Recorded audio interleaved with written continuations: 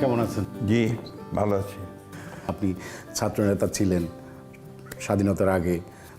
সলিমুল্লাহ হলে ছাত্র ইউনিয়ন, অবিভক্ত ছাত্র ইউনিয়নের সাধারণ সম্পাদক ছিলেন। পরে সেন্ট্রালে 69-এর সেন্ট্রালের ছাত্র ইউনিয়নের সভাপতি হলেন।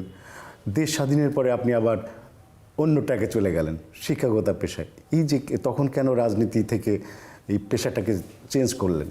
আসলে 1971 স্বাধীনতা যুদ্ধে আমরা যাওয়ার পরে যখন স্বাধীন হলাম, আমরা তখন ধরে নিয়েছিলাম যে একটা গুণগত পরিবর্তন হবে এবং দেশে তখনকার সরকারের যে ঘোষণা ছিল যে দেশের সমাজতন্ত্র প্রতিষ্ঠা করা হবে এবং সমাজতান্ত্রিক অর্থনীতি তৈরি করা হবে, বৈষম্য, আয়ের বৈষম্য দূর করা হবে। একটা সামগ্রিকভাবে মানুষের মধ্যে একটা আকাঙ্ক্ষা তৈরি হয়েছিল যে একটা মৌলিক পরিবর্তন হবে, সাধারণ মানুষের তাদের যে আকাঙ্ক্ষা সেটা পূরণ হবে। সেটাই ছিল মূল কারণ। তা আমি ভেবেছিলাম যে তাই যদি হয় তাহলে আমার তার রাজনীতি করার কোনো প্রয়োজন নেই। আর তখন আওয়ামী লীগ তখন এত বেশি প্রবল প্রতাপশালী যে তখন আমরা যারা অন্য ভিন্ন মতাবলম্বী ছিলাম, আমাদের জন্য তখন রাজনীতি করাটা ছিল খুব ডিফিকাল্ট, খুব কঠিন ছিল। অনেকে করতেন, কিন্তু আমি যেহেতু আপনার 1970 সালে এই একটা পরীক্ষা দিয়েছিলাম শিক্ষা ক্যাডারে জন্য, চাকুরির জন্য, তো স্বাধীনতা যুদ্ধের পরে এসে দেখি যে আমার খুলনা কলেজে আপনার পোস্টিং হয়েছে। পরে আমি সেটাকে আমাদের তখন যিনি ছিলেন এখানে, তখন বলতো আপনার director of public instruction, DPI, তো ওনাকে রিকোয়েস্ট করে আমি দিনাজপুর গভর্নমেন্ট কলেজে আমার জয়েনিংয়ের ব্যবস্থা করে নিয়েছিলাম। তখন ঠাকুরগাঁতে গভর্নমেন্ট কলেজ ছিল না। তো দ্যাট ওয়াজ ইন 1972। আমি 18ই জুন আমি আপনার গভর্নমেন্ট কলেজে যোগ দিই শিক্ষক হিসেবে। মূল কারণটাই ছিল যে একটা নোবেল প্রফেশন, শিক্ষাগত শিক্ষা পেশা, সেটাকে আমি বেছে নিয়েছিলাম। আপনি দেখলাম যে আমরা আপনার হিস্ট্রি লাইফ স্কেচ দেখে দেখলাম যে আপনি এর মাঝখানে জিয়াউর রহমানের সময় যে ওনার যে উপপ্রধানমন্ত্রী ছিলেন তারও কিছুদিন ব্যক্তিগত সচিব ছিলেন। এটা হচ্ছে আপনার 1970 না, তারও একটু আগে, 78-এ, অর্থাৎ যখন আপনার ফ্রন্ট তৈরি হলো, যে প্রেসিডেন্ট শহীদ জিয়াউর রহমান সাহেব যখন গণতান্ত্রিক ব্যবস্থা ফিরিয়ে আনলেন এবং বহুদলীয় গণতন্ত্রকে ফিরিয়ে আনলেন এবং নিজে একটা ফ্রন্ট তৈরি করলেন অন্যান্য দলগুলোকে নিয়ে। তার মধ্যে আপনার ন্যাশনাল আর্মি পার্টি ছিল একটা দল, ইউপিপি ছিল একটা দল, মুসলিম লীগ ছিল। তো তখন ন্যাশনাল আর্মি পার্টির প্রেসিডেন্ট ছিলেন মশিউর রহমান জাদু মিয়া, সেক্রেটারি জেনারেল ছিলেন এস এ বারিয়াটি সাহেব। এস এ বারিয়াটি সাহেব আমাদের দিনাজপুরের মানুষ এবং যেহেতু আমার সঙ্গে রাজনৈতিক কারণে তার বহু আগে থেকেই যোগাযোগ ছিল এবং পরিচয় খুব ভালো ছিল, উনি আমাকে তার একান্ত সচিব হিসাবে আসার জন্য রিকোয়েস্ট করেছিলেন। আই জয়েন টিম এবং সেখানেই আমি জয়েন করেছিলাম, ওনার সঙ্গে ছিলাম। পরবর্তীকালে একেবারে শহীদ প্রেসিডেন্ট জিয়াউর রহমান সাহেবের শাহাদাতের আগের মুহূর্ত পর্যন্ত, পরবর্তীকালে সত্তার সাহেব কে ওভারথ্রো করা পর্যন্ত I was there. Then again I went back, আমি আবার ফিরে চলে গেছি শিক্ষকতা পেশায়। এরপরে আপনি 1986 সাল থেকে আবার সক্রিয় রাজনীতিতে চলে আসলেন। তো এই যে আবার করে নতুন করে এটার একটা ব্যাপার ছিল যে আপনার ওই তারপরে আমি দিনাজপুর গভর্নমেন্ট কলেজে ছিলাম, ঠাকুরগাঁও কলেজে ছিলাম এবং এরপরে আপনার শিক্ষা মন্ত্রণালয়ের ঢাকায় এসে আপনার ডাইরেক্টর অফ ইন্সপেকশন অডিটে আমি কিছুদিন কাজ করেছি অ্যাজ ডেপুটি ডিরেক্টর। ওই সময়ে আপনার যখন ঠাকুরগাঁও পৌরসভার নির্বাচন আসলো, তখন এলাকার মানুষের সবাই আমাকে অনেক চাপ সৃষ্টি করলো যে আপনি আসেন, নির্বাচন করেন। আমি অনেক চিন্তাভাবনা করে আমার আব্বার সঙ্গে পরামর্শ করে then I decided to join politics. এবং আমি প্রথমে কোনো দলে না, আমি নির্দলীয়ভাবেই পৌরসভা নির্বাচনটা করেছিলাম। সেই নির্বাচনে বিপুল ভোটে জয়লাভ করেছিলাম। আপনি ওই রাজনীতি শুরু করলেন, কিন্তু আপনি তখন কোনো দল যোগ দিননি, কিন্তু এর পরবর্তীতে আপনি হ্যাঁ, তারপরেই আমি যখন আপনার নির্বাচন 91 নির্বাচন যখন আসলো, ওই সময় আমাকে যখন আপনার বলা হলো ঠাকুরগাঁও থেকে দেশনেত্রীর সঙ্গে দেখা করে আমি জয়েন করেছিলাম এবং তারপরে আমি আপনার নমিনেশন পেয়েছিলাম এবং ওই নমিনেশন পাওয়ার পরে আমি ডাইরেক্ট পলিটিক্সে আমি জয়েন করলাম বিএনপিতে। কিন্তু ওই সময় তো আওয়ামী লীগ একটা মোটামুটি বেশ জনপ্রিয় একটা দল ছিল, এর সাথে জাতীয় পার্টি ছিল, আপনি বিএনপিকে কেন বেছে নিলেন? বিএনপিকে বেছে নেওয়ার আমার তার সঙ্গে রাজনৈতিক যে আপনার মিল যেটা, এবং শহীদ প্রেসিডেন্ট জিয়া রহমানের যে আদর্শ, তার যে কর্মসূচি 19 দফা কর্মসূচি, বাংলাদেশি জাতীয়তাবাদের যে রাজনীতি, এই রাজনীতিগুলো আমাকে আকৃষ্ট করে। যেহেতু ছাত্র জীবনে আমি বাম রাজনীতির সঙ্গে জড়িত ছিলাম, এবং তারপরে অ্যাক্টিভলি 70-র সময় আমি ন্যাপেও ছিলাম। আমি ন্যাপের ডিস্ট্রিক্ট পাবলিক প্রচার সম্পাদক ছিলাম দিনাজপুরের।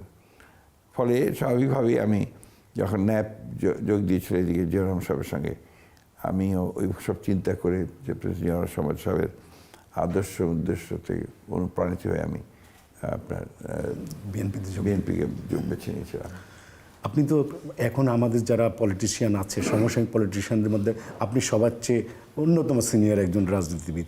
আপনি অনেক কিছুই দেখেছেন, যে চড়াই উতরাই বাংলাদেশের তরুণ প্রজন্মের প্রতি আপনার কি ধরনের? না, বাংলাদেশের তরুণ প্রজন্ম তো আপনার অত্যন্ত আপনার ভাইব্রেন্ট। এখানে তো আপনার বাংলাদেশে ইতিমধ্যে যে ঘটনাটা ঘটেছে, আপনার জুলাইয়ের অভ্যুত্থান, ছাত্রগণ অভ্যুত্থান, এর নেতৃত্ব ছাত্রই দিয়েছে ডেফিনেটলি। আমরা তো দীর্ঘ 17-18 বছর ধরে আপনার সংগ্রাম করেছি, গণতন্ত্রের সংগ্রাম করেছি। ওই অভ্যুত্থানে মূলত তাদের নেতৃত্ব ছিল, এবং আমরা সমর্থন করেছি সম্পূর্ণভাবে।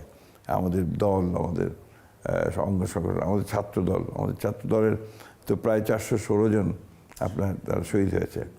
সুতরাং ওই ছাত্রদের নেতৃত্বে এটা আমি সবসময় বলে এসেছি, আপনার মনে থাকার কথা হয়তো বা, যে বিশেষ করে আপনার যে বিভাগীয় সমাবেশগুলো যেগুলো হতো, সেই সমাবেশগুলোতে বারবারই বলতাম যে তরুণরা কোথায়, যুবকরা কোথায়, ছাত্ররা কোথায়।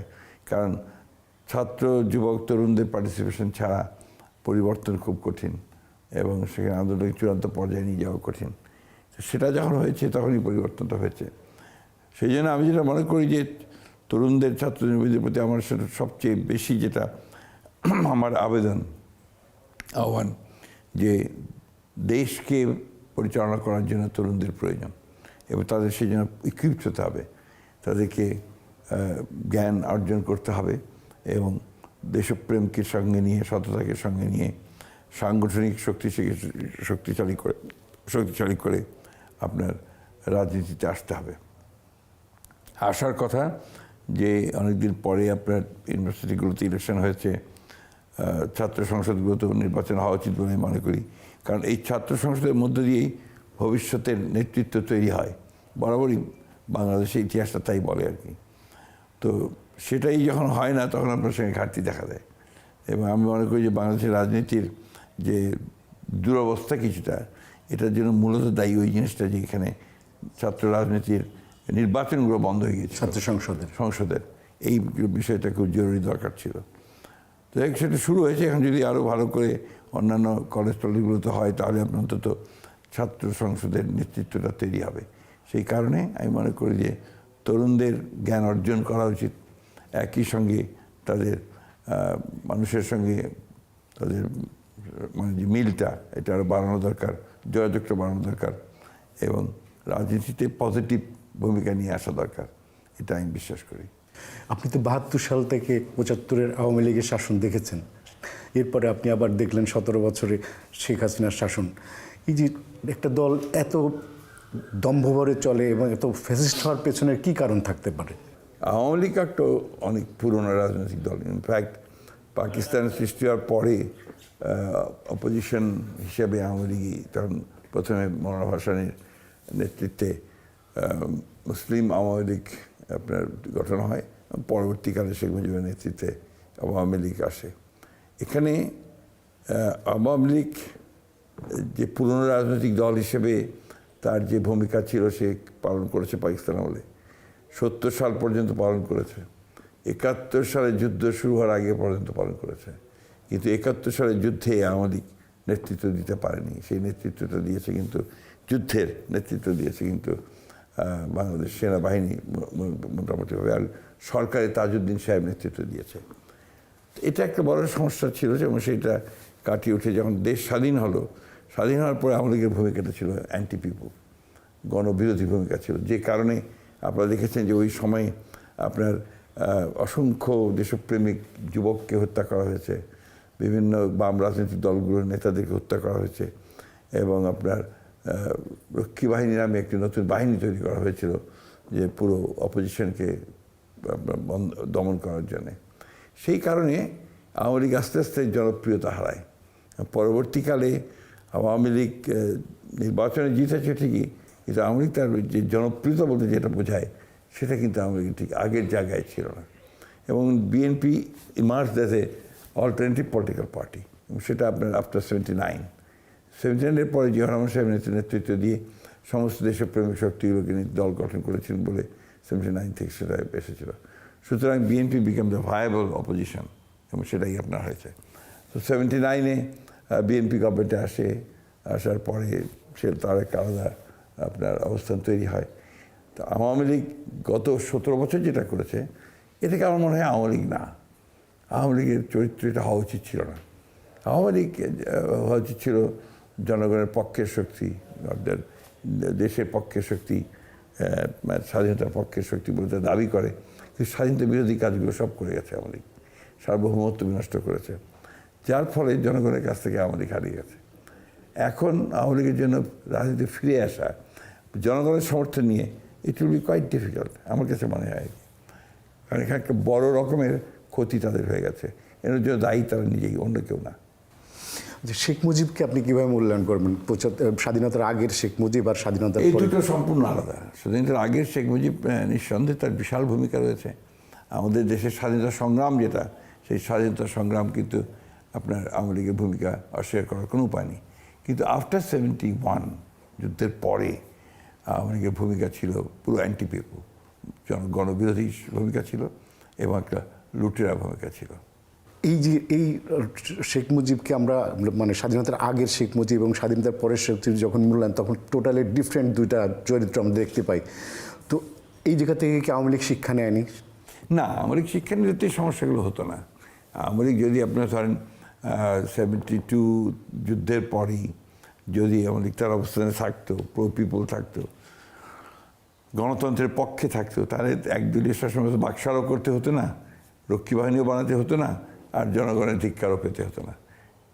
এটাই হচ্ছে দ্য ট্র্যাজেডি ওয়াজ দ্যাট, যে শেখ মুজিবের যাওয়ার পরে আওয়ামী লীগ ওই সময়টাতে কিন্তু আর ঘুরে দাঁড়াতে পারেনি। পরবর্তীকালে জিয়া রহমান সাহেব এসে যখন সব দলের স্বাধীনতা দিলেন, সব দলকে রাজনৈতিক সুবিধা দিলেন, তখন তারা এসছে, কিন্তু মনে আছে 39টা আসন নিয়ে তারা এসেছিল, এবং that was the beginning of its end আর কি। আপনি দীর্ঘদিন ধরে বিএনপির মহাসচিব হিসেবে চেয়ারম্যান দেশের বাইরে ছিলেন, দলকে এক সুতোয় গেঁথে রেখেছিলেন, এবং অনেক টোপ অনেক লোক থেকেও আপনার দলের কোনো নেতাই দল ছেড়ে যায়নি। এই যে কী মানে কী শক্তি তখন 2008 সালে আওয়ামী লীগ ক্ষমতায় আসার পর থেকে তারা গণতন্ত্রকে নির্বাসিত করবার জন্যে, তাদের দলকে একচ্ছত্র একটা দলে পরিণত করবার জন্য, ক্ষমতায় পার্মানেন্ট হওয়ার জন্যে তারা এমন দমন পীড়ন চালিয়েছে সারা দেশে, বিশেষ করে বিএনপির উপরে, যেটা অবিশ্বাস্য ছিল। আপনার এমন কোনো দমন নীতি নেই যা তারা পালন করেন। হ্যাঁ, এই মানে গুম করা, হত্যা করা, অত্যাচার করা, নির্যাতন করা, মামলা দেওয়া, কেউ বিশ্বাস করবে যে একটা গণতান্ত্রিক দল, উদারপন্থী গণতান্ত্রিক রাজনৈতিক দল, লিবারেল ডেমোক্রেটিক পার্টি, তার বিরুদ্ধে 1,25,000-এর বেশি মামলা, আর আসামির সংখ্যা মোর দেন 60 লাখ। কেউ কল্পনাই করা যায় না, but they have done it. Union পর্যায়ের নেতারা পর্যন্ত বাকি ছিল না আমাদের, এবং জেলে যাওয়া আসা এগুলো হতো। আপনি জানেন যে দেশনেত্রী বেগম খালেদা জিয়ার বিরুদ্ধে মিথ্যা মামলা দিয়ে তাকে প্রায় 6 বছর জেলের মধ্যে আটক করে রাখা হয়েছিল, এবং সেটা উনি আগস্টের 5 তারিখে বেরিয়েছেন। আমাদের বর্তমান প্রধানমন্ত্রী, আমাদের নেতা তারেক রহমান সাহেবকে নির্বাসিত করে রাখা হয়েছিল বিদেশে। সিনিয়র লিডার লাইক আওয়ার্স, আমাদের মতো সিনিয়র লিডারদের বিরুদ্ধে 100, 150, 200, এমনকি আমাদের যুবক নেতাদের বিরুদ্ধে 240, 250, এমনকি 400-র বেশি মামলা। তো এই যে আপনার দমন পীড়নের ব্যাপারটা, প্রায় 1700 নেতা কর্মীকে গুম করে দেওয়া, এগুলো আপনারা সব জানেন, এগুলো নতুন করে বড় কিছু নেই। এটা আওয়ামী লীগ না, this is a totally fascist একটা গভর্নমেন্ট। একমাত্র হিটলারের সঙ্গে তার তুলনা করা যাবে। এটাকে মানে অবিশ্বাস্য, বাংলাদেশের চরিত্রের সঙ্গে এটা যায় না। বাংলাদেশে হয়েছে অতীতে আপনার সরকার, পাকিস্তানে আমাদের সরকার, বাংলাদেশ সরকার আপনার দমন নীতি চালিয়েছে, কিন্তু এইরকম কখনো হয়নি, নেভার। তো যে কারণে আপনার আমাদের যারা রাজনৈতিক নেতা ছিলেন, আমাদের যারা কর্মী ছিলেন, তাদের মধ্যে একটা আপনার আবেগের একটা জায়গা তৈরি হয়ে গিয়েছিল। এবং সে জায়গাটা ছিল যেটা আমরা এনি কেস আমরা কোনো মতেই আমরা দলের বাইরে যাব না, আমরা দলের মধ্যেই থাকব এবং আওয়ামী লীগকে আমরা প্রতিহত করবো সমস্ত চ্যালেঞ্জ মোকাবেলা করে।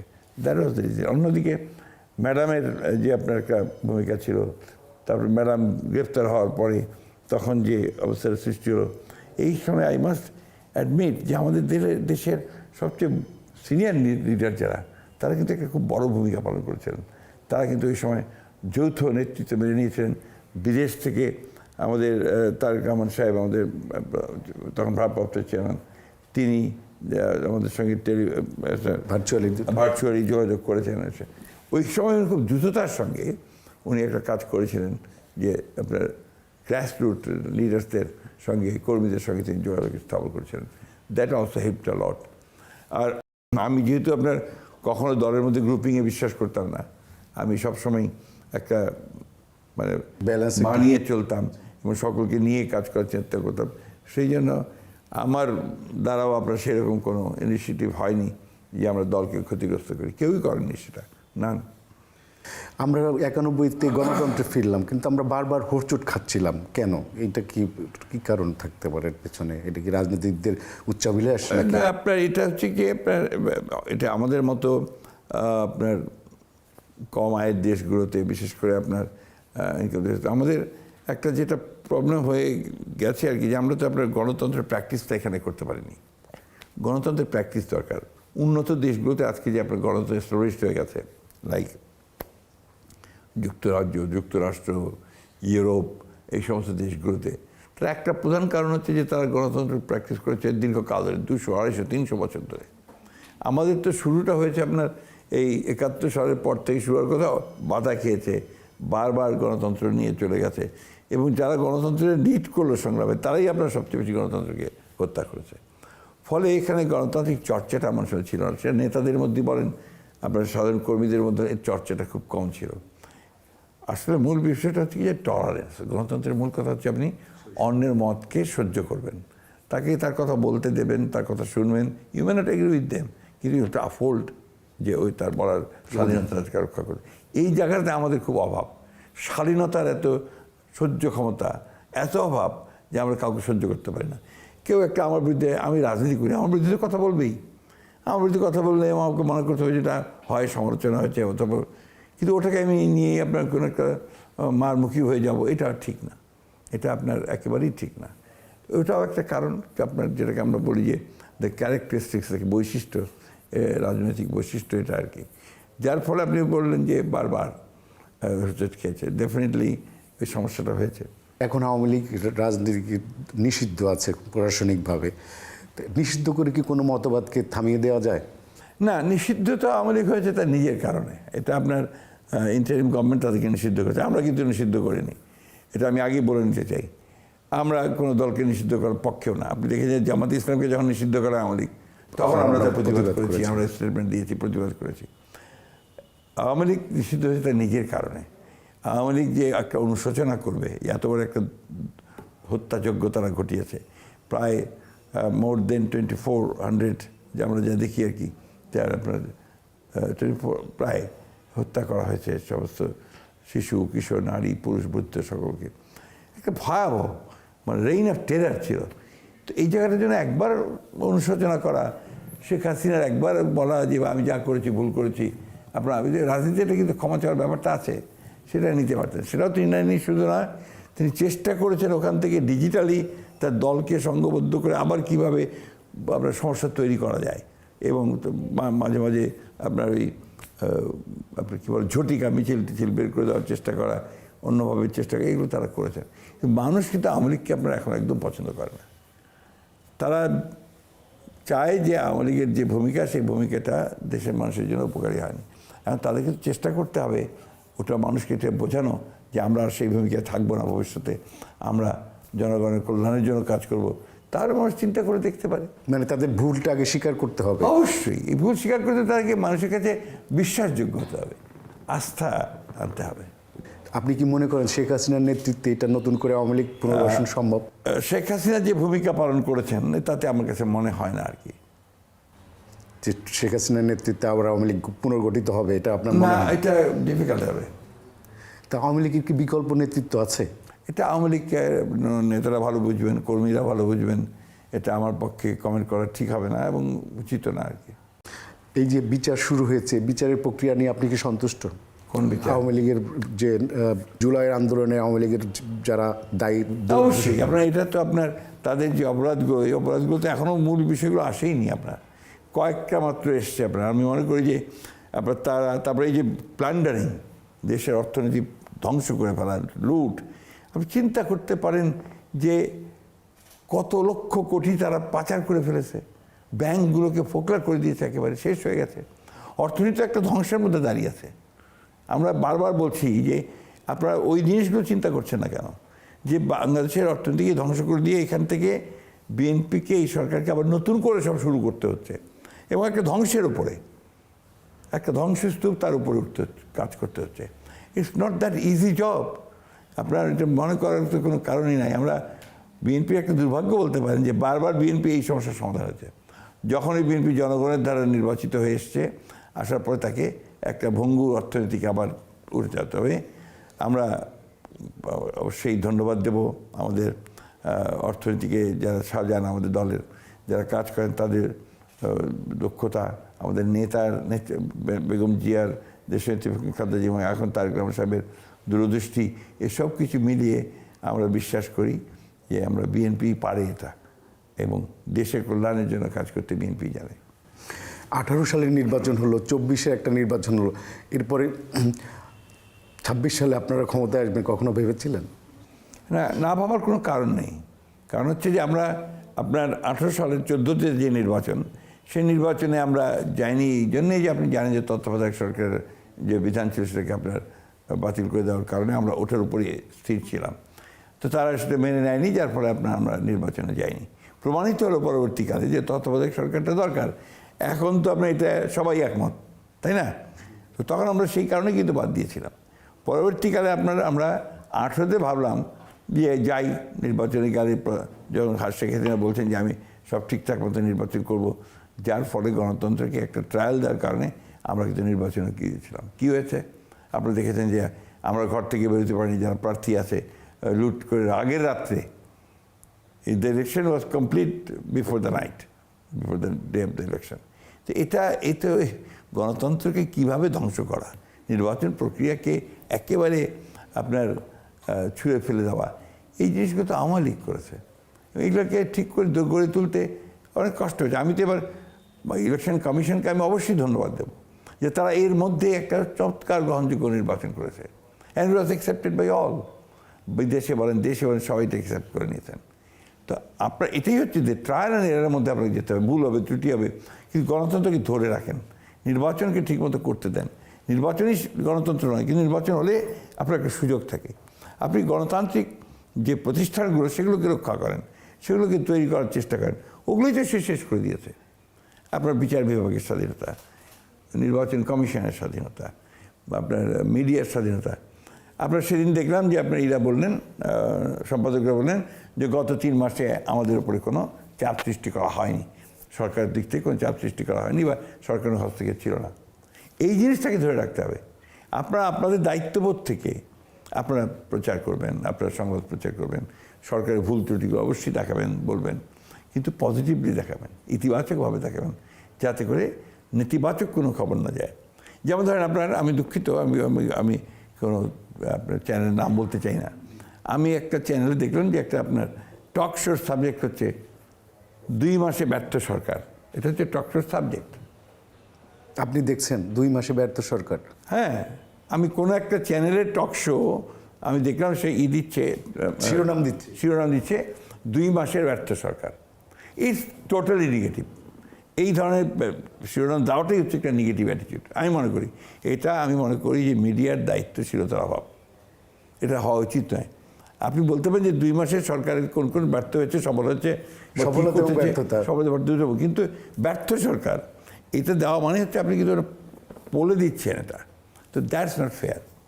আমি তো বলবো যে এই 2 মাসে সরকার বহু কাজ করেছে এবং অনেকগুলো ভালো কাজ হয়েছে, এবং কোথাও ব্যর্থতা আমি সেভাবে হাম তো আপনার ইন্টারিম গভর্নমেন্টের টিকা না দেওয়ার ফলে হাম এইভাবে ছড়িয়ে পড়েছে, এটা এই সরকারের চেষ্টা করছে, সরকার প্রাণপণে চেষ্টা করছে। আপনার ইরান আর মার্কিন যুক্তরাষ্ট্রের যুদ্ধ তো আর বিএনপি সরকার লাগিয়ে দেয় নাই, ফলে তার তেলের যে সমস্যা হয়েছে, ক্রাইসিস হয়েছে ওই সময়টুকু, এটা বিএনপি অত্যন্ত সফলতার সঙ্গে, অত্যন্ত যোগ্যতার সঙ্গে হ্যান্ডেল করেছে। এখন তো নাই, but still the problem is there, যুদ্ধ তো ব্যাপারটা তো আছে। তো এই জিনিসগুলোই আমরা যেটা মিডিয়ার কাছ থেকে আশা করি আর কি, যে মিডিয়া পজিটিভলি করবে, নেগেটিভলি করবে না। আপনি চিন্তা করে দেখেন, এই যে ঘটনাটা ঘটলো, খুব দুর্ভাগ্যজনক হতাশা, মানে এটা এর নিন্দা ভাষা কারোরই থাকার কথা না। আপনার যে রবি স্যার যে আপনার rape and then killing, unbelievable. এই দেশের মানুষের এই সমস্ত বিকৃত মানসিকতার মানুষরা গোটা জাতিকে আপনার কলুষিত করে ফেলে। বিএনপি সাথে সাথে স্টেপ নিয়েছে, আপনার ওর অ্যারেস্ট করেছে, তার পরের দিনই অ্যারেস্ট হয়ে গেছে সেই লোকগুলো, এবং তারপর সাথে সাথে তার যে কাজগুলো শুরু করার তদন্ত শুরু হয়েছে। তারপরে আপনার এই যে আন্দোলন, এই আন্দোলনটা সামাজিক হওয়া উচিত ছিল, নট রাজনৈতিক। রাজনৈতিক নেতাদের ব্যর্থতা কোথায়, সরকারের ব্যর্থতা কোথায়? সরকার ডান ইজ বেস্ট। এটা খুব কম পাবেন যে 10 দিন 12 দিনের মধ্যেই অ্যারেস্ট হয়ে গেছে এবং সাথে সাথে ট্রায়াল শুরু হয়ে গেছে, এটা তো দেখা যায় না। এটা হচ্ছে আপনার this the negative attitude. Positive হচ্ছে যে সরকার করছে ট্রায়াল, বরঞ্চ প্রশংসা করা যায় যে এত দ্রুত সময়ের মধ্যে গ্রেপ্তার হয়েছে, তাকে আপনার আদালতের ট্রায়াল নিয়ে আসা হয়েছে। তো এই জিনিসগুলোই আপনার দুঃখজনক আর কি বলে আমি মনে করি। আপনারা অনেক বিপুল ম্যান্ডেট নিয়ে সরকারে আসছেন, কোনো রকম চাপ অনুভব করেন? না, আমি ব্যক্তিগতভাবে বলি, আমি রাজনৈতিকভাবে আপনার বরাবরই বলেছি যে আমি আপনার মনে করি যে বাংলাদেশের মানুষ লিবারেল পলিটিক্সে বিশ্বাস করে, একটা উদারপন্থী রাজনীতি বিশ্বাস করে। এই উদারপন্থী রাজনীতি নিয়েই কিন্তু আমরা ম্যান্ডেটটা পেয়েছি। আমরা এখানে আপনার কোনো ধর্মীয় রাজনীতি বা অন্য কোনো উগ্রপন্থা বা আপনার কোনো একটা চরম উগ্র সহিংসতা এইভাবে রাজনীতি নিয়ে কিন্তু আমরা আসিনি। People has voted for us because we are liberal Democrats. এই বিজয়টা ছিল কিন্তু লিবারেল ডেমোক্রেসির বিজয়। খেয়াল করে দেখেন, নির্বাচনের আগে জামাত ইসলাম এমন একটা প্রচার চালিয়েছিল, এমনকি মিডিয়াও সেটাকে সমর্থন দিচ্ছিল। আমি খুব ইন্টারেস্টিংলি লক্ষ্য করলাম যে তারা ওই ধরনের একটা হাইপ তুলেছে যে জামাত এসে যাচ্ছে, জামাত জিতে গেল। ইভেন মাই সিট এমন প্রচারণা চলছে আমি এড়িয়ে গেছি, ঠিক না? কিন্তু দেখা গেল যে মানুষ কিন্তু ভোট দিয়েছে লিবারেল ডেমোক্রেসির পক্ষে। তারা এই যে 213টা আসন আমরা পেয়েছি, এটা কিন্তু আপনার এমনি না, এটা মানুষের আকাঙ্ক্ষা থেকে পেয়েছি। আমি প্রায় 1 লক্ষ ভোটে জিতেছি। তো এই যে জিনিসগুলো আপনার প্রায় আমি মনে করি যে বাংলাদেশে এই বিষয়গুলো আপনার খুবই একটা নেগেটিভ অবস্থা তৈরি করে। Why should media take a side? Media নিরপেক্ষভাবে কাজ করবে। সব মিডিয়া বলছি না, কিছু কিছু মিডিয়া এটা করেছে, যেটা আপনার একটা নেগেটিভ অবস্থা তৈরি করে। এটা দিয়ে আপনার কোনো সুস্থ রাজনীতি হয় না, এবং এটা একটা পিলার, একটা স্তম্ভ কিন্তু হচ্ছে মিডিয়া। আপনি চিন্তা করে দেখেন যে আমরা ওই সময়, আমি প্রথম থেকেই বলেছি যে আমরা 1971 সালকে আমরা ওন করি, ভুলে যেতে দিতে চাই না। তার মানে এই না যে আমরা 24শে গণঅভ্যুত্থানকে অস্বীকার করি, ওটাকে আমরা চাই, কিন্তু 71 ইজ আমার অস্তিত্ব, আমার জন্ম, আমার অস্তিত্ব, আমার সব কিছু এখান থেকে। সুতরাং আই মাস্ট আপহোল্ড দ্যাট। এবং জামাতে ইসলামের ভূমিকা তখন কিন্তু কোনো মতেই 71-এ স্বাধীনের পক্ষে ছিল না, সে কথা আমি বলেছি। আমি একটু জোর করে এখনও বলবো, এই কথা বলতে আমার কোনো দ্বিধা নেই। তো এই জিনিসটা আপনার আমাদের সকলের মনে রাখা দরকার। তার মানে এই না যে আই এম ডিজোনিং 24 আপনার এই 24-এর আপনার ছাত্র জনতা। I am part of that. আমি তো 17 বছর লড়াই করেছি এই ফ্যাসিস্টদের বিরুদ্ধে, ওইখানে আমার কোনো দুর্বলতা নেই। আমাদের এই যে তৈরি করা, তারপরে আপনার যে সোশ্যাল মিডিয়া একটা হয়েছে আপনার, গড, এই সোশ্যাল মিডিয়া আরও বাংলাদেশের রাজনীতিকে ক্ষতিগ্রস্ত করে দিচ্ছে। বিভিন্নভাবে মিথ্যা খবর দিয়ে, ফেক নিউজ দিয়ে, ইনফরমেশন দিয়ে জনগণকে বিভ্রান্ত করছে। এটা আপনার, আমি মনে করি যে আপনি গণতন্ত্রকে চলতে দেন, সব কিছুই যে আপনার মতো হবে এটা তো মানে নেই। গণতন্ত্র হোক, নির্বাচন হোক, আস্তে আস্তে আসুক, ট্রায়াল অ্যান্ড এরার হোক, আবার যাক, নাহলে আপনার এটা দাঁড়াবে না নিজের উপরে, একটা ইনস্টিটিউশন বিল্ড আপ হবে না। আপনি চিন্তা করেন, আজকে আমার অবাক লাগে যে জজ সাহেবরা আপনার দলীয় হয়ে যায়, তার দলীয় 10 জনকে দলীয় অ্যাপয়েন্টমেন্ট দিয়েছিল। ব্যুরোক্রেটসরা তারা আপনার দলীয়করণ করেছে অতীতে একদম পুরোপুরিভাবে। পুলিশকে দলীয়করণ করে ফেলে। বিভিন্ন জায়গায় আপনার ইউনিভার্সিটিতে ভালো ভালো ছাত্র ফার্স্ট হয়েছে, সে পাবে না, কারণ সে দল করে না। এই কতগুলো অতীতে হয়েছে, এগুলো হওয়া উচিত না। আপনার চিকিৎসকদের মধ্যে দল, এগুলো আমি, আমার ব্যক্তিগত মত হচ্ছে যে আপনার এই কতগুলো ক্ষেত্রে দলীয় রাজনীতি আপনার থাকা উচিত নয়। তো আপনারা কি সেই নীতি অনুসরণ করছেন আপনার দল? না, আমার পুরো মতটাই, আমার একার মতটা তো পুরো দলের মত না। আমরা তো সব জায়গায়, আমার নেতা, আমার প্রধানমন্ত্রী তো সব জায়গায় কথা বলছেন যে আমরা দলীয়করণের রাজনীতি করব না, আমরা মেরিটোক্রেসি রাজনীতি করব, মেধার উপরে ভিত্তি করেই আমরা সব কিছুকে আমরা করতে চাই। এটা পরিষ্কার কথা আছে আমাদের, and we believe in that. আপনারা 3 মাসের মতো ক্ষমতায় আসছেন, এই যে কার্যক্রম চলেছে আপনাদের, এটা নিয়ে আপনি স্যাটিসফাইড? Of course, why not. আমি তো আগেই বলছি আপনাকে যে 3 মাসে এতদূর কাজ করা, এর মধ্যে দেখেন আপনার যে আমাদের প্রধানমন্ত্রীর যে কর্মসূচি, আপনার ফ্যামিলি কার্ড, কৃষক কার্ড, খালকরণ কর্মসূচি, আপনার খেলোয়াড়দের ভাতা দেওয়া, কার্ড দেওয়া, এবং আপনার ওই নতুন কুড়ি শুরু করা, স্পোর্টসে, সেই সঙ্গে আপনার কালচারের মধ্যেও, এই প্রত্যেকটা জিনিস কিন্তু একটা কাজ শুরু হয়েছে, একটা আলোড়ন সৃষ্টি হয়েছে, এবং নতুনভাবে মানুষ একটা উদ্দীপনা সৃষ্টি করছে। মূল যে জিনিসটা আছে অর্থনীতিতে আপনার সচলতা রক্ষা করা, এটা কাজ শুরু হয়েছে। এবং বেশ আমরা লক্ষ্য করছি যে আপনার অর্থনীতি এত ধাক্কা খাওয়ার পরেও, বিশেষ করে আপনার এই আপনার ফুয়েল ক্রাইসিসের পরেও কিন্তু আপনার অর্থনীতিতে এখন পর্যন্ত আমাদের যে শুরুটা, সেটা কিন্তু সেইভাবে বাধাপ্রাপ্ত হয়নি। It's going ahead. আমরা প্রাইভেট সেক্টরকে সবচেয়ে গুরুত্ব দিচ্ছি, কারণ প্রাইভেট সেক্টর আমরা মনে করি যে দ্যাট ইজ এটাই হওয়া উচিত, আপনার নেতৃত্বে আর থাকা উচিত আপনার ইকোনমিক্সের চলার ক্ষেত্রে, নেতৃত্বে। এটাকে আগে এগিয়ে আসবে সবাই, ফরেন ইনভেস্টমেন্ট হবে। আমরা খুব আশাবাদী যে বাংলাদেশে, এখানে আপনার ধরুন লোক সংখ্যা প্রায় 18 কোটির উপরে, এখানে আপনার একটা ডেমোক্রেটিক ডিভিডেন্ড আছে, মধ্য বয়সের লোকেরা আপনার সবচেয়ে বেশি, ইয়াংরা অনেক বেশি। তো এটাকে কাজে লাগাতে পারলে নিঃসন্দেহে আমরা অনেক ভালো করতে পারবো। আপনি যখন সরকারে ছিলেন তখন এক সময় আওয়ামী লীগ বিরোধী দলে ছিল, আওয়ামী লীগ সবসময় বিরোধী দল হিসেবে অনেক প্রতাপশালী। মানে আপনি কি বলছেন 2001 সালের পরের কথা? হ্যাঁ, 2001 সালের পরের কথা। এরপরে এখন আপনারা যে বিরোধী দল পেয়েছেন, আপনি কোনো করতে পারেন, গুণগত কোনো পার্থক্য খুঁজে পান? না, আপনার এই বিরোধী দল তো আপনার ঠিক এর আগে যখন তারা বিরোধী দল ছিল আমাদের সঙ্গে ছিল, তো এখন আপনার তারা আমাদের বিরোধী দল। তো এটা পার্লামেন্টে বিরোধী দলের একটা বিশেষ ভূমিকা আছে, সেই ভূমিকা তারা পালন করার চেষ্টা করছেন নিঃসন্দেহে, এবং খারাপ করছেন না, মোটামুটি ভালোই করছেন বিরোধী দলে থাকা হিসেবে। আমি তো মনে করি যে they will be learning more. আপনারা সরকারে আছেন, বিরোধী দল থেকে কি ধরনের আপনারা সহযোগিতা প্রত্যাশা করেন? না, আমরা বিরোধী দলের কাছে একটাই সহযোগিতা আমাদের, সেটা হচ্ছে পার্লামেন্টারি পলিটিক্সকে চলতে দেন। Don't disturb the parliamentary politics. এই গণতন্ত্রকে, পার্লামেন্টারি গণতন্ত্রকে ডিস্টার্ব করেন না। অবশ্যই আপনারা ওয়ার্কআউট করবেন, অবশ্যই আপনার পার্লামেন্টে যথেষ্ট বিষয় নেবেন, কিন্তু কথায় কথায় রাজপথে গিয়ে যে কোনো একটা ইস্যুতে আপনার রাস্তাঘাট বন্ধ করে দেওয়া, এবং সেখানে আপনার জনসভা করে একটা মব তৈরি করার চেষ্টা করা, এগুলো থেকে বিরত থাকা উচিত।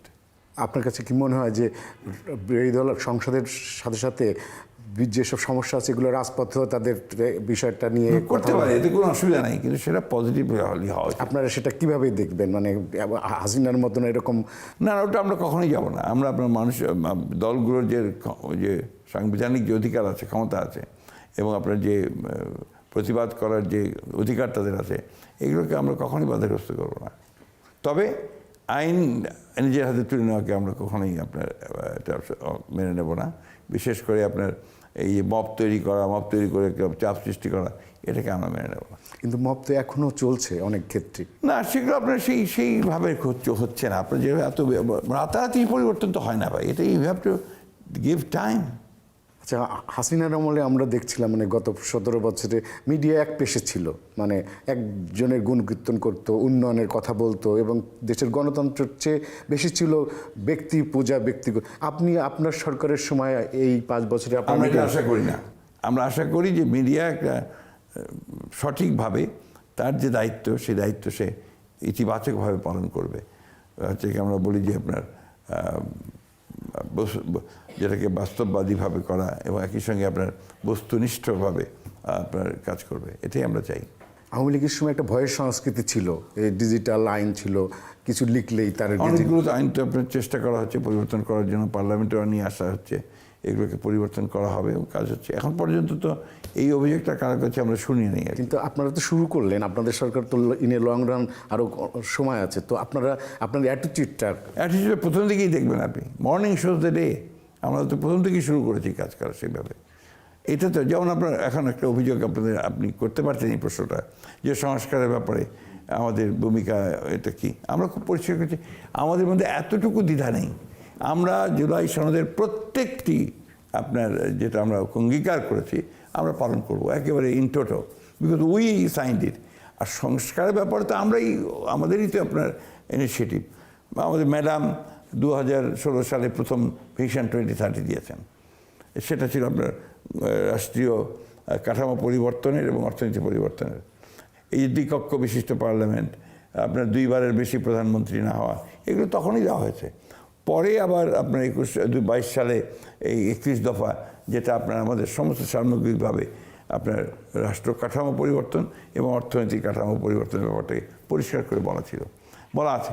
আমরা সেভাবেই এগুচ্ছি এবং জুলাই সনদের ব্যাপারে আমরা ঘোষণাপত্র সই করেছি। জুলাই সনদ থেকে তো তারা সরে গেছে। জুলাই সনদে যে আপনার প্রফেসর ইউনূসের গভর্নমেন্টের সময় যে কমিটি ছিল, সেই কমিটি তারা তো জোর করে কতগুলো অন্যায়ভাবে চাপিয়ে দেওয়ার চেষ্টা করেছে জনের উপরে। তো এই জিনিসটা মেনে নেওয়া যাবে না। যেটা আমরা নোট অফ ডিসেন্ট দিয়েছি সেটা তো গণভোটে এসছে, সেভাবেই এসছে, আর সেটা এইভাবেই করুক। আমরা পার্লামেন্টে যদি বলা আছে যে আমরা যদি আপনার ম্যান্ডেট পেয়ে যাই তাহলে আমাদের মতো করে আমরা করব, বলাই তো আছে ওখানে। তো সেটা তো বলে না, অস্বীকার করে সেটাকে ইস্যু বানাতে চাচ্ছে। এটা কিন্তু আমরা যে অফারটা দেওয়া হয়েছে আমাদের তরফ থেকে, যে আসেন আমরা সরকারি দল এবং বিরোধী দলে এক সংবিধান সংশোধন কমিটি করা এবং সেখানে বলে বসে ওই সমস্যাগুলো আমরা সমাধান করি, না তাদেরকে জোর দিতেই হবে। এইভাবে তো গণতন্ত্র হবে না, এটা গণতন্ত্রের ভাষা না। সেক্ষেত্রে কি হবে তারা যদি আপনাদের এইটা আশ্বস্ত আমার বিশ্বাস যে ওনারা আসবেন, আলোচনার মধ্যে আসবেন এবং এই সংসদীয় কমিটি যেটা প্রস্তাব দেওয়া হয়েছে এখানেও তারা কাজ করবে, এটা আমার বিশ্বাস। কিন্তু তারা তো আপনাদেরকে বিশ্বাস করতে পারছে না। এটা তো রাজনীতির ভাষা, তো এগুলো আপনি করবেই। আপনার যে কোনো আপনি গণতান্ত্রিক দেশে দেখবেন বিরোধী দলে গেলে আমার প্রথম কাজ, আমার দায়িত্ব হচ্ছে আপনার সরকারি দলকে চেষ্টা করা, তাকে আপনার বেকায়দায় ফেলা, তাকে এটা করবে তারা। We are prepared for that. আচ্ছা, নতুন যে ছাত্র রাজনীতি এনসিপি ছাত্র রাজনৈতিক দল, এই দলটার ভবিষ্যৎ সম্পর্কে আপনার কি কেমন? এই ব্যাপারে আমি এখনও কোনো কমেন্ট করতে পারবো না। এই জন্য যে আমি যখন দেখলাম যে তারা বিএনপির লোকজনকে নিয়ে যাচ্ছে, তাদের দলের মধ্যে ভর্তি করছে, তারপরে তাদের যে দীনতা এটা প্রকাশ পাচ্ছে আর কি। আমার তো ধারণা ছিল যে এনসিপি যদি এককভাবে ইলেকশন করতো তাহলে হয়তো তারা অনেক ভালো করতো এবং তাদের দলের ভবিষ্যৎটা অনেক ভালো হতো। নাও they have been bracketed with জামাত। এই জায়গাটা তাদের জন্য একটা বিপদ আসবে। তারা বিএনপিকে কেন টার্গেট করছে? বিএনপি নেতাকর্মীদের স্বাভাবিক, ওই জন্যই টার্গেট করবে। আপনি যেটাকে আপনাকে বললাম, সরকারি দলকে টার্গেট না করে বিরোধী দলের থাকবেন কোথায় আপনি? আপনি দীর্ঘদিন ধরে রাজনীতি করছেন, অনেক দিন সরকারে ছিলেন, মন্ত্রী ছিলেন। আপনি এমন কোনো আছে যে স্বপ্ন যেটা আপনি সরকারের থেকে আপনি দেখতে পারেননি, পূরণ করতে পারেননি, আপনি দেখেননি বাংলাদেশে? গণতন্ত্রে আপনার ব্যক্তি ইম্পর্টেন্ট না, এখানে আপনার দল ইম্পর্টেন্ট, সামগ্রিক সমষ্টিগত ব্যাপারটা ইম্পর্টেন্ট। আমাদের দলের যে ম্যানিফেস্টো আমরা আপনার দিয়েছি, সেই ম্যানিফেস্টোতে আমি অবশ্যই আশাবাদী যে আমরা সেই ম্যানিফেস্টো অনুযায়ী চললে আমরা জাতির সামনে নিঃসন্দেহে একটা বিকল্প একটা অবস্থান তৈরি করতে সক্ষম হব। কিন্তু আপনার কোনো অধরা স্বপ্ন আছে? যেমন আমি ব্যক্তিগত ব্যাপারটাকে কখনো আপনার ভেবে দেখি না। হ্যাঁ, একটা স্বপ্ন তো ডেফিনেটলি আছে, যেটা বাজদি করেছি সেই জন্য। এটা হচ্ছে যে আপনার সমস্ত মানুষের অধিকারকে রক্ষা করা, তার বৈষম্য দূর করা, আপনার আয়ের পথ সৃষ্টি করা, সকলের জন্য সমান সুযোগ সৃষ্টি করা। এটা তো একদিনে হয় না, এটা সময় লাগে। সেই সুযোগটা তৈরি করার জন্য কাজ করছি আমরা। আপনি আশাবাদী যে আপনারা 5 বছর শেষে আপনারা এই জিনিসটা আপনি একটা জায়গায় নিতে পারবেন? না, অবশ্যই। আমরা তো বারবার ক্ষমতায় এসেছি আপনার ইলেকশন করে, কোনো পেছন দরজা দিয়ে নয় বা কোনোভাবে নয়।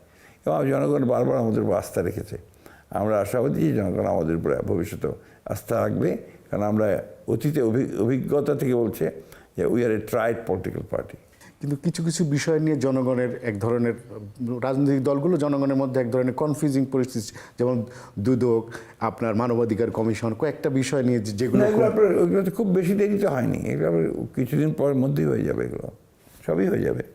আচ্ছা, আমি একটু অন্য প্রসঙ্গে আছি। আপনার এই আমরা যেহেতু আমাদের ঈদের প্রোগ্রাম, আপনার ঈদের কোনো স্মৃতি আমি জানতে চাই, যেটা এই ঈদ নিয়ে আপনার ছোটবেলায় কিংবা আপনি যে কোনো সময়ে যেটা আপনার কাছে এখন তো ছোটোবেলার কথা খুব বেশি মনে রাখি। আমার বয়স তো অনেক হয়ে গেছে। তো ঈদ তো আমাদের জন্য সবসময় একটা শিশুকালে, শৈশবে, কৈশোরকালে সবসময় একটা আনন্দের ব্যাপার ছিল, এখনও আছে। তা আমরা আমাদের শহরে, ছোট্ট শহর, আমার বাবা আমাদেরকে নিয়ে যেতেন আপনার মাঠে নামাজ পড়তে। মাঠে নামাজ পড়তো, কোরবানি হতো, ফিরে এসে। এগুলো তো আছেই, স্মৃতি, এগুলোই আর কি।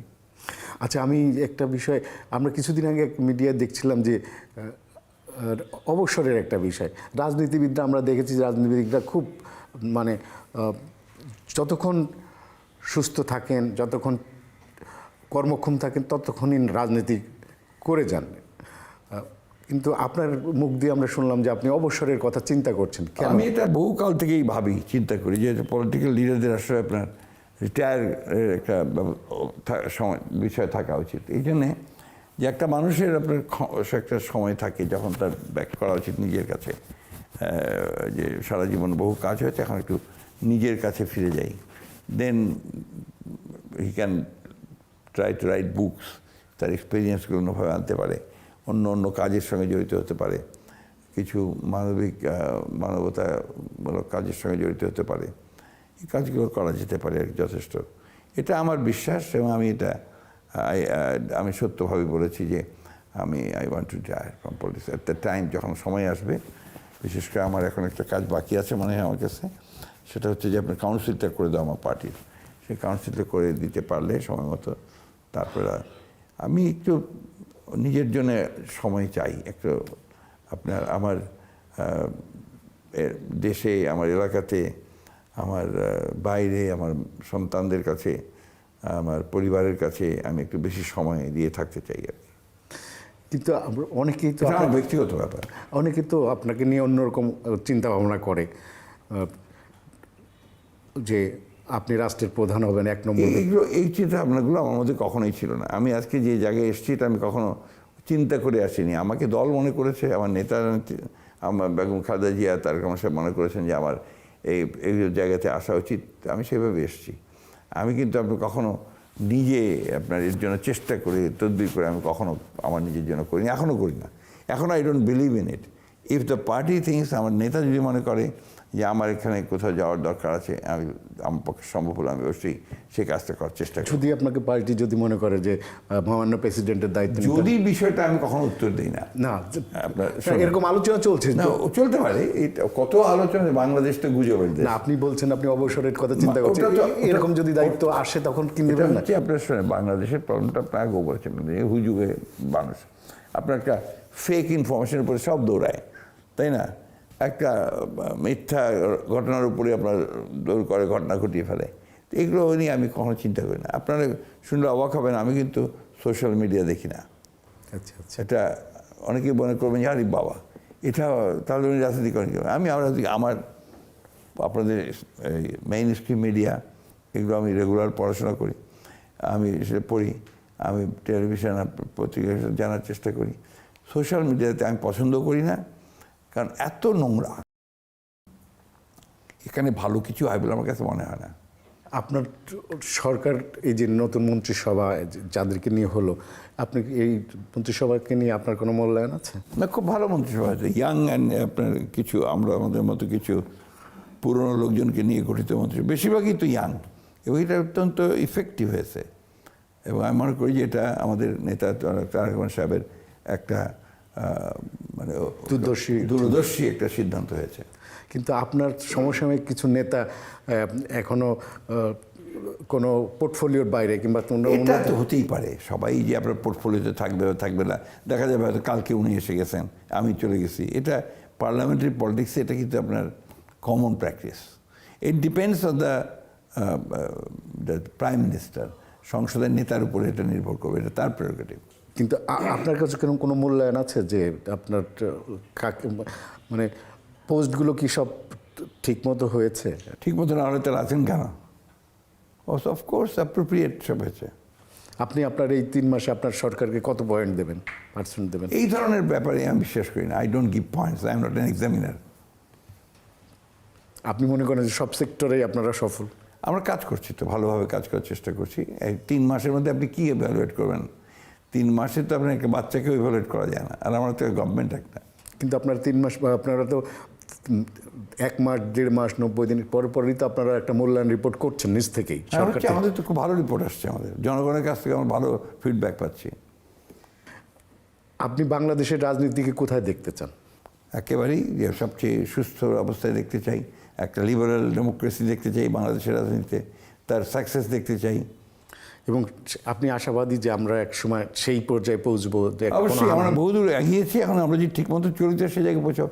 মূল বিষয় হচ্ছে যে আপনি জনগণের, সাধারণ মানুষের যে আপনার জীবন জীবিকা, এটাকে ঠিকমতো চালাতে পারছেন কিনা, তাদেরকে কর্মসংস্থান দিতে পারছেন কিনা, সুযোগ সৃষ্টি করতে পারছেন কিনা, শিক্ষা ব্যবস্থাকে একটা উন্নত মানে নিয়ে যেতে পারছেন কিনা যেখানে আমরা কম্পিট করতে পারবো, স্বাস্থ্য ব্যবস্থাকে যেহেতু মানুষ যেখানে আপনার মানে সেবা পাবে, এই বিষয়গুলো খুব ইম্পর্টেন্ট। তো এইগুলোর উপরে তো কাজ হচ্ছে এবং সেটা আমরা খুব দ্রুততার সঙ্গে কাজ করছি।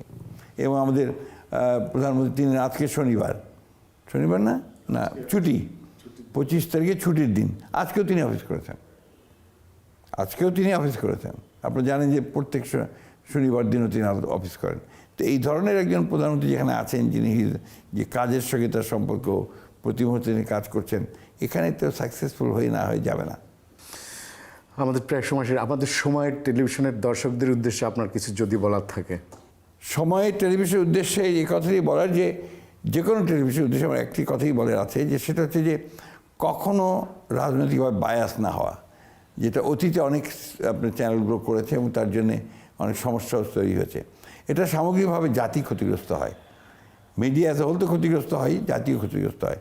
সুতরাং আমার অনুরোধ এটাই থাকবে যে সময়ের টেলিভিশন তারা নিরপেক্ষ ভূমিকা পালন করবে, গণতন্ত্রকে একটা প্রাতিষ্ঠানিক রূপ দেওয়ার ক্ষেত্রে তারা বস্তুনিষ্ঠ ভূমিকা পালন করবে।